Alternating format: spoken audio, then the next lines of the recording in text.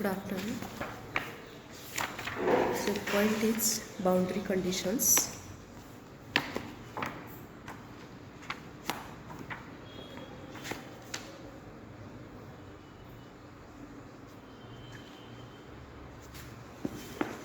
The electric and magnetic field has a different nature and different properties in electric dielectric and magnetic materials. The electric and magnetic field can be determining at the boundaries separating two mediums using boundary conditions. If the field exists,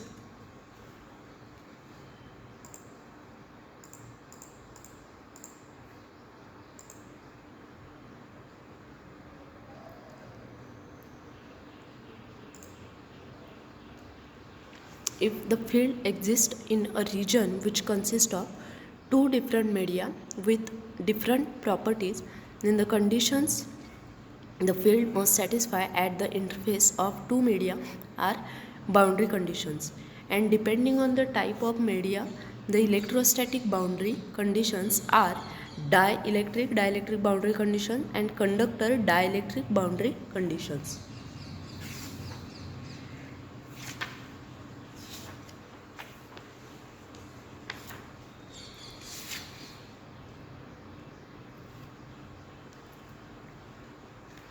So to derive the boundary conditions, we have to use the Maxwell's equation which is given here.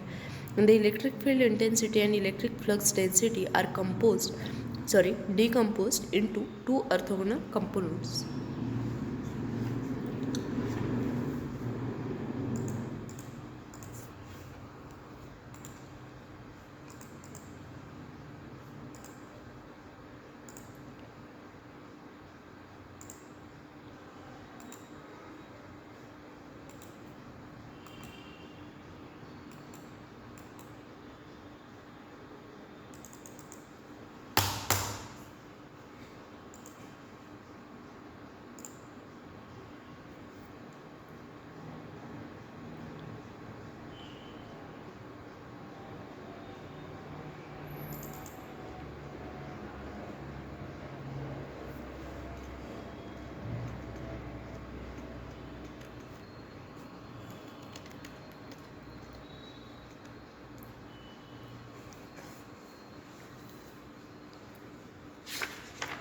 So what is dielectric?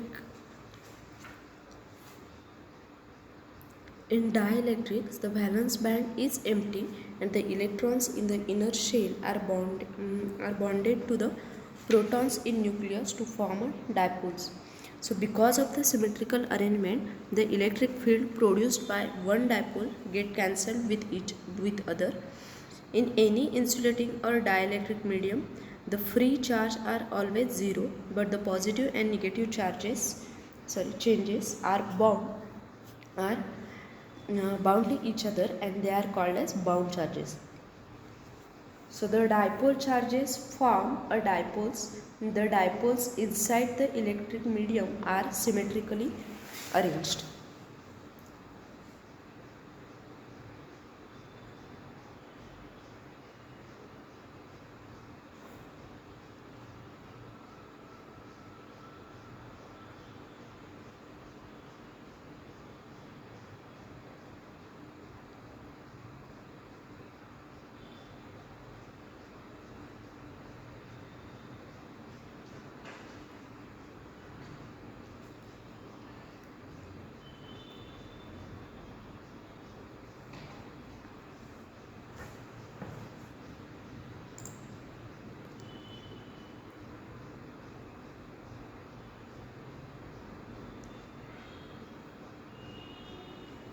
When external field is applied to the dielectric medium, then all the dipoles are moving in the direction of the field and they are aligned in unsymmetrical manner.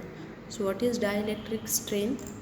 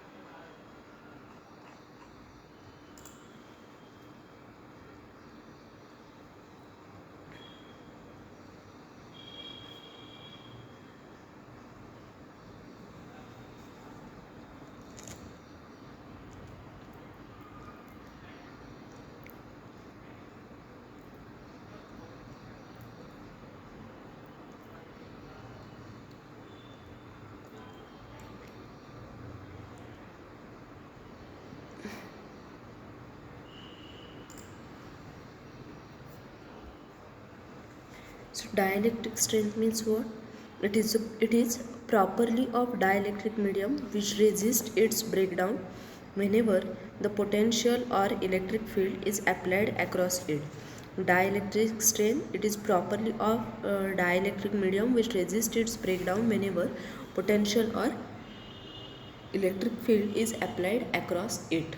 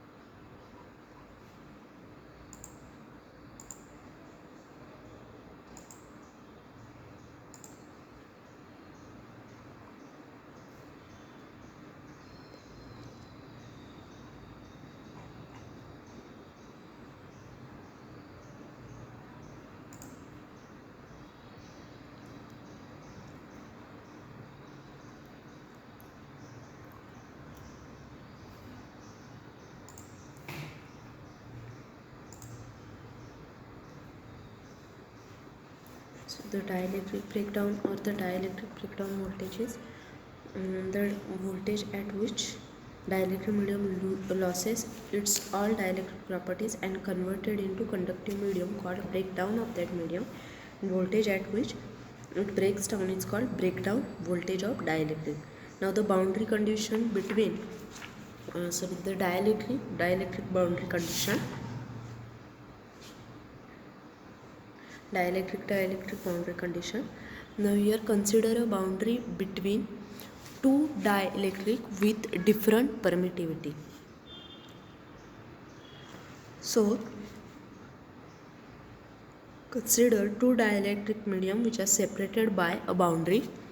Now we have to apply here Maxwell's equation, which is close to the path A, B, C, D given in this diagram. Now the tangential component of electric field, that is E, the electric field intensity across the boundary, is continuous. So ET1 is equal to ET2. Now then we have to apply the Gauss's law to a cylindrical Gaussian surface, and Question is given here for this.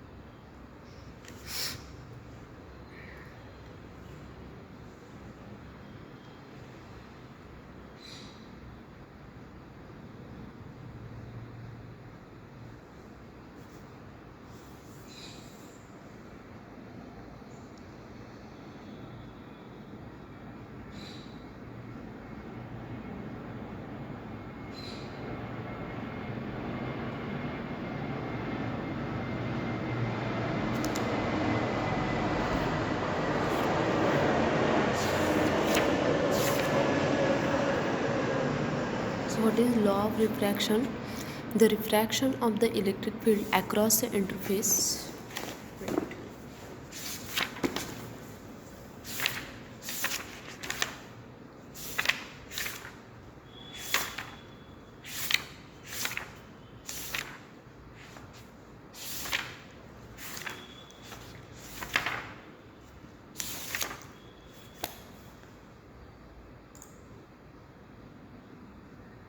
The refraction of the electric field across the interface d1 bar and e1 bar makes an angle theta, and d2 bar and e2 bar makes an angle theta 2, which is shown in this diagram here, with a normal to the surface. So by boundary conditions we can write e1 sin theta 1 equal to e1 t, e2t is equal to epsilon e1 cos theta 1. So we have to take the ratio of the two equations.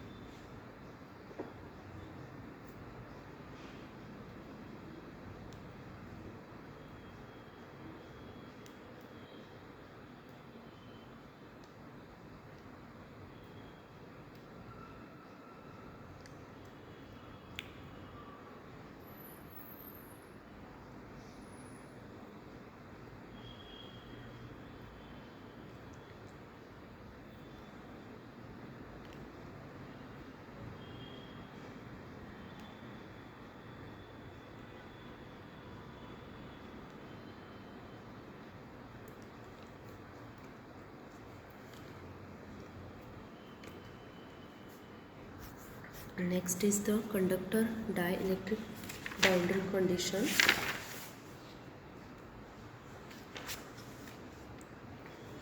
So the conductor is assumed to be a perfect, and inside the conductor, then we have to apply the Maxwell's equation to the closed path. The closed path is A, B, C, D and A.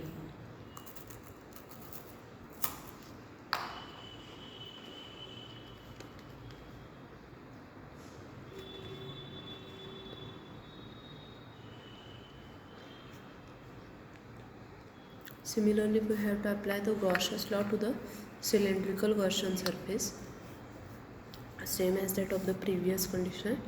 An electric field is external to the conductor and it is normal to the surface, and no electric field is exists inside the conductor.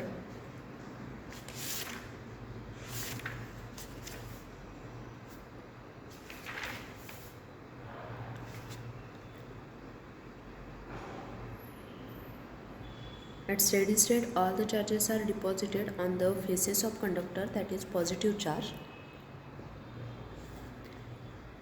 on one side and negative charge on other side, and the charges inside the conductor produces electric field, which is called as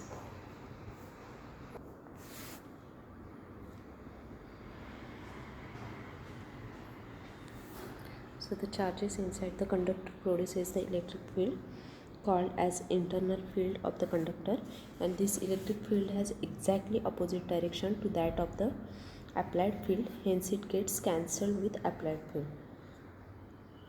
So at steady state, the electric field inside a conductive material is 0, hence the net charge is again 0 under the influence of external field. Electrons are moving with some velocity.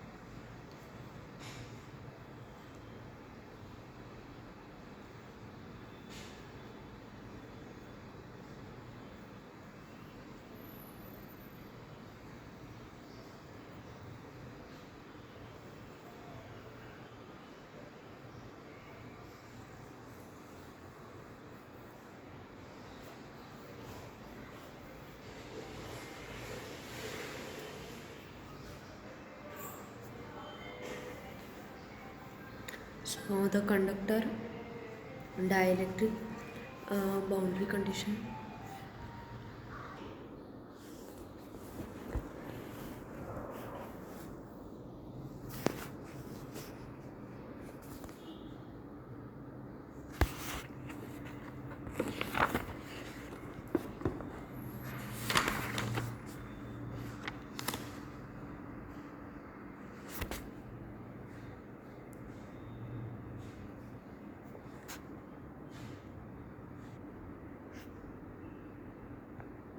So the next is Poisson's and Laplace equation. The Poisson's equation is an elliptic partial differential equation of broad utility in theoretical physics. For example, the solution to the Poisson's equation is the potential field caused by a given electric charge or a mass density distribution. With the potential field known, one can then calculate the electrostatic or gravitational field.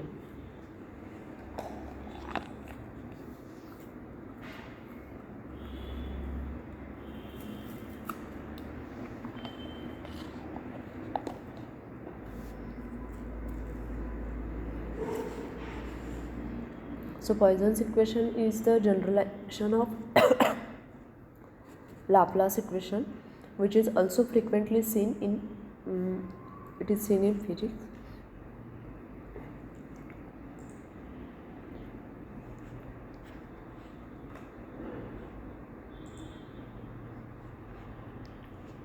So the Poisson's equation by Maxwell's equation is given here. The Laplace equation for a charge-free region. The Laplace equation follows the Poisson's equation in the region where there is no charge density. The Laplace equation follows Poisson's equation where there is in the region where there is no charge density, that is rho is 0. So the solution of the Laplace equation are called harmonic functions, and it have no local maxima or minima. All extremes occur at boundaries and hence correspond to smoothest surface available. So for instance, in one dimension the solution is a straight line which is shortest distance between two points at boundary.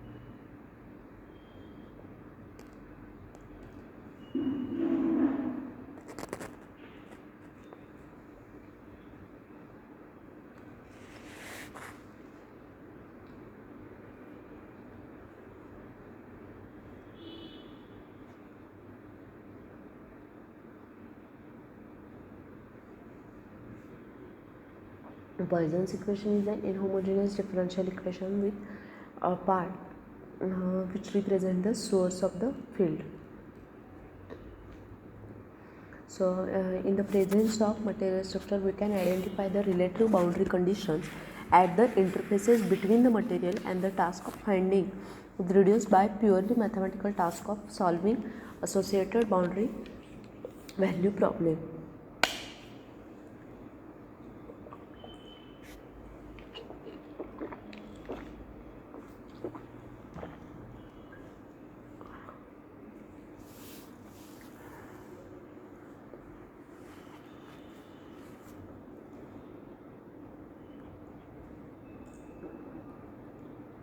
Now, if E bar encounters some boundary, then we can say that the surface that may or may not have a charge distributed over them.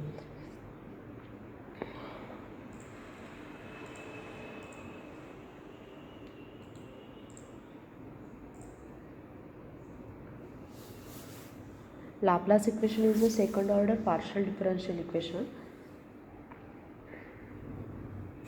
So it is given by delta f equal to 0 or delta square f is 0.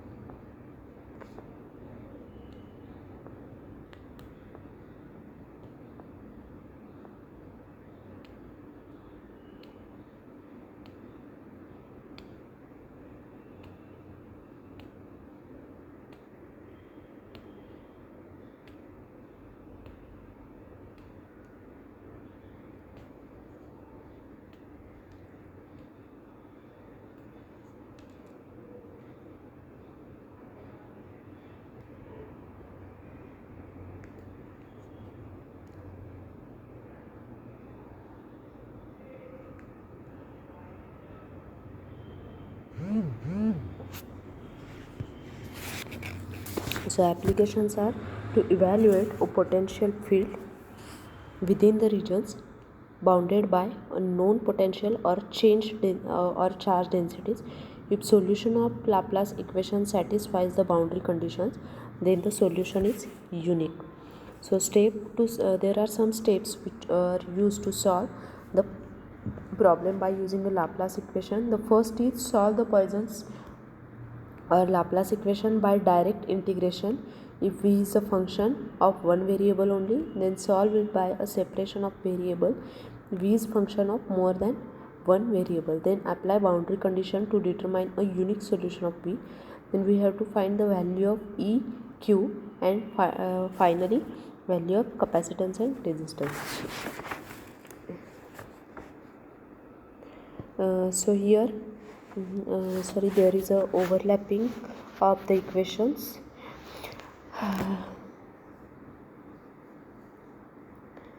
Here the Laplace equation for the Cartesian coordinates, cylindrical coordinates, and spherical coordinates are given here.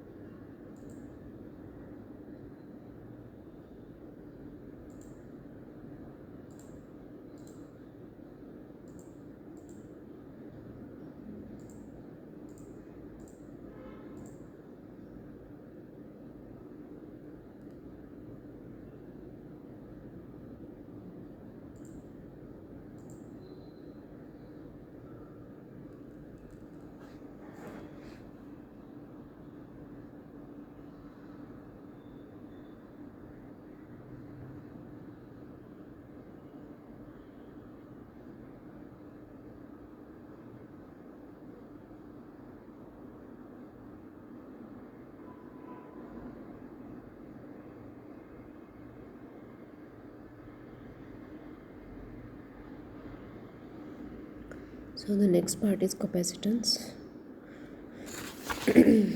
We'll continue it in the next lecture. Thank you.